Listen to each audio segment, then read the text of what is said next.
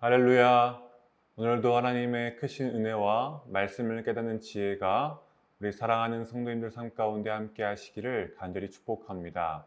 오늘 우리가 함께 읽을 말씀은 마가복음 13장 31절의 말씀입니다.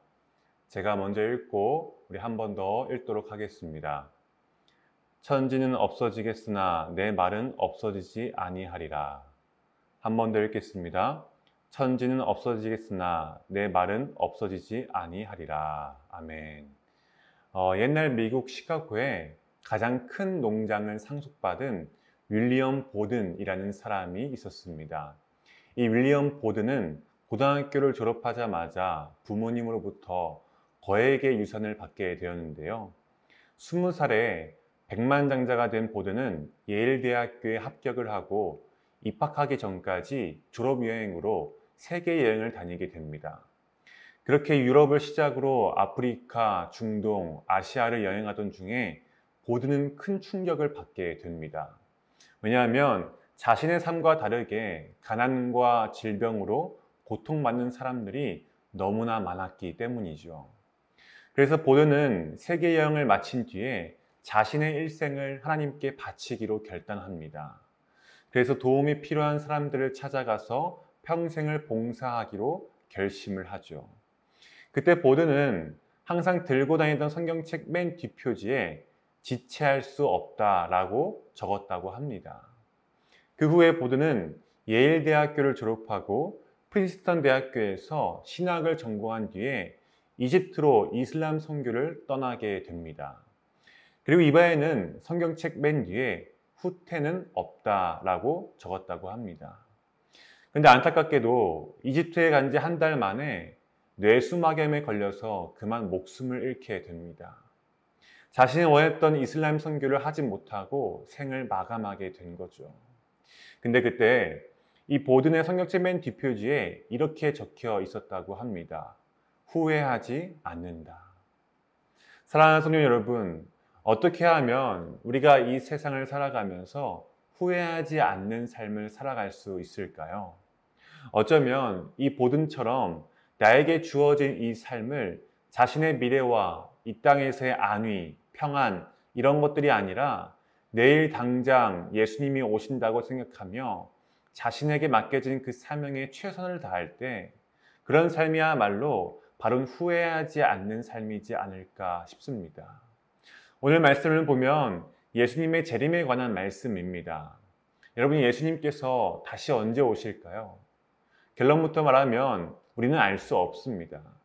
왜냐하면 예수님이 생각하시는 시간과 우리가 생각하는 시간이 다르기 때문이죠. 하루가 천년 같고 천년이 하루 같은 하나님의 시간을 우리는 알 수가 없습니다. 오늘 말씀 32절에도 보면 그 날과 그 때는 아무도 모른다고 합니다. 여기서 중요한 것은 하나님의 때가 언제인지 우리는 알 수 없지만 하늘과 땅이 없어지는 한이 있더라도 하나님의 말씀은 결코 사라지지 않고 그 말씀은 반드시 이루어진다는 것입니다. 그렇기 때문에 우리는 예수님이 다시 오신다는 그 말씀을 잊지 말고 열 처녀의 비유 중에서 나오는 그 지혜 있는 다섯 처녀처럼 항상 준비된 상태로 예수님을 기다려야 합니다. 오늘 말씀 34절을 보면 예수님은 집 주인이 타국으로 떠날 때 종들에게 각각 사물을 맡기시고 떠났다는 이야기를 하십니다. 이 이야기에서 우리가 주목해야 할 것은 집 주인이 멀리 타국으로 떠났다고 해서 종들은 자기가 하고 싶은 일을 하는 게 아니라 주인의 일을 맡아서 해야 한다는 것입니다. 주인이 다시 돌아올 때까지 자기의 생각대로 자기의 기분대로 일을 하는 것이 아니라 주인이 한 사람 한 사람에게 맡기신 일을 감당해야 된다는 것이죠. 그러기 위해선 우리는 항상 깨어 있어야 합니다. 오순절의 마가의 다락방에 성령님이 강림하신 후부터 이미 말세가 시작되었습니다.